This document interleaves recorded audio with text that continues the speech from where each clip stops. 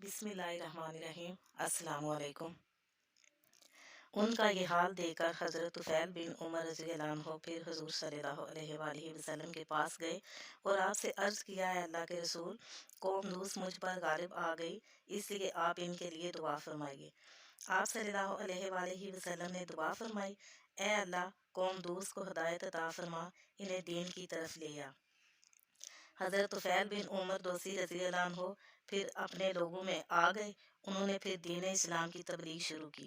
वो मुसलसल इन्हें तबलीग करते रहे, यहाँ तक कि हुज़ूर सल्लल्लाहु अलैहि वसल्लम मक्का से हिजरत करके मदीना तशरीफ़ ले गए। आखिर वो लोग ईमान ले आए। इस वक्त तक ग़ज़वा बदर, ग़ज़वा उहद और ग़ज़वा खंदक हो चुके थे और नबी करीम सल्लल्लाहु अलैहि वसल्लम हैबर के मकाम पर मौजूद थे। हज़रत तुफ़ैल बिन उमर दोसी के साथ 70 इसी घरानों के लोग थे। इनमें हज़रत अबू हुरैरा रज़ियल्लाहु अन्हु भी थे। ये लोग वहाँ ग़ज़वा हैबर के वक़्त पहुँचे थे, इसलिए नबी करीम सल्लल्लाहु अलैहि वसल्लम ने तमाम मुसलमानों के साथ इनका भी हिस्सा निकाला, अगरचे वो जंग में शरीक नहीं हुए थे। ताइफ के सफ़र के बाद फिर मेराज का वाक़या पेश आया, जो हुज़ूर नबी करीम सल्लल्लाहु अलैहि वसल्लम पर अल्लाह ताला का ख़ास इनाम था और नबूवत का बहुत बड़ा मौजज़ा है। ये वाक़या इस तरह हुआ कि हुज़ूर सल्लल्लाहु अलैहि वसल्लम मक्का मुअज़्ज़मा में हज़रत उम्मे हानी रज़ियल्लाहु अन्हा के घर रात के आराम फरमा रहे थे कि अल्लाह ताला ने हज़रत जिब्राईल अलैहिस्सलाम और हज़रत मीकाईल अलैहिस्सलाम को आपके पास भेजा। वो आपको मस्जिदुल हराम ले गए, फिर वहाँ से सवार करके मस्जिद अक्सा ले गए, जहाँ तमाम अम्बिया अलैहिस्सलाम ने आपकी इक्तदा में नमाज अदा की। इसके बाद आपको सातों आसमानों की सैर कराई गई और आप अल्लाह ताला से हम कलाम हुए। इस सफ़र के कुछ अहम तफसीलात ये हैं कि हुज़ूर सल्लल्लाहु अलैहि वसल्लम बैतुल मक़दस पहुँचे। बैतुल मक़दस पहुँचने से पहले हज़रत जिब्राईल के साथ चले जा रहे थे कि रास्ते में एक सरसब्ज़ इलाके से गुज़र हुआ। हज़रत जिब्राईल ने कहा, यहाँ उतर कर 2 रकत नमाज पढ़ लीजिए। फिर आपने बुराक से उतर कर 2 रकतें अदा की। जिब्राईल ने पूछा, आपको मालूम है कि कौन सा मकाम है? आप सल्लल्लाहु अलैहि वसल्लम ने फरमाया, नहीं। तब जिब्राईल अलैहिस्सलाम ने कहा, ये आपने तय्यबा यानी मदीना मुनव्वरा में नमाज पढ़ी है और यही आपकी हिजरत गाह है, यानी कि मक्का से हिजरत करके आपने यहीं आना है। इसके बाद बुराक फिर रवाना हुआ। इसका हर कदम जहाँ तक नजर जाती थी वहाँ पड़ता था। एक और मुकाम पर हज़रत जिब्राईल ने कहा, आप यहाँ उतर कर नमाज पढ़िए। आपने वहाँ भी 2 रकत अदा की। उन्होंने बताया कि आप मदयन में नमाज पढ़ी है। इस बस्ती का नाम मदयन हज़रत इब्राहीम अलैहिस्सलाम के बेटे मदयन के नाम पर रखा गया था। उन्होंने इस मकाम पर क़याम किया था। इसके बाद वहाँ आबादी हो गई थी। हज़रत शुएब अलैहिस्सलाम इसी बस्ती में मबूस हुए थे।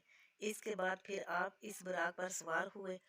एक मकाम पर हज़रत जिब्राईल अलैहिस्सलाम ने आपसे कहा, अब यहाँ उतर कर नमाज पढ़िए। आपने 2 रकत नमाज अदा की। जिब्राईल अलैहिस्सलाम ने बताया, ये बैतुल लहम है। बैतुल लहम बैतुल मक़दस के पास एक बस्ती है जहाँ हज़रत ईसा अलैहिस्सलाम की पैदाइश हुई थी।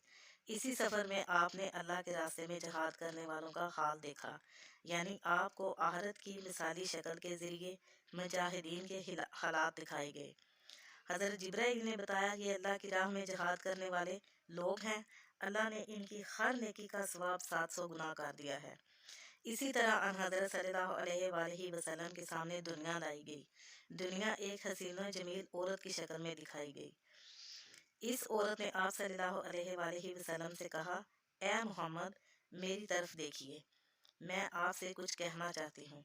आपने इसकी तरफ कोई तवज्जो ना दी और हज़रत जिब्राईल से पूछा कि ये कौन है? उन्होंने बताया, ये दुनिया है। अगर आप इस तरफ तवज्जो देते तो आपकी उम्मत आहरत के मुकाबले में दुनिया को इख्तियार कर लेती। इसी के बाद आपने रास्ते में एक बुढ़िया को देखा। आपने पूछा, ये कौन है? जिब्राईल ने बताया, ये दुनिया ही है। दुनिया की उम्र का इतना ही हिस्सा बाकी रह गया है जितना कि इस बुढ़िया का। हो सकता है कि इसके बाद इमानत में खयानत करने वाले, फ़र्ज नमाज छोड़ने वाले, ज़कात अदा ना करने वाले, बदकारी करने वाले इनके भयानक अंजाम आपको दिखाएंगे।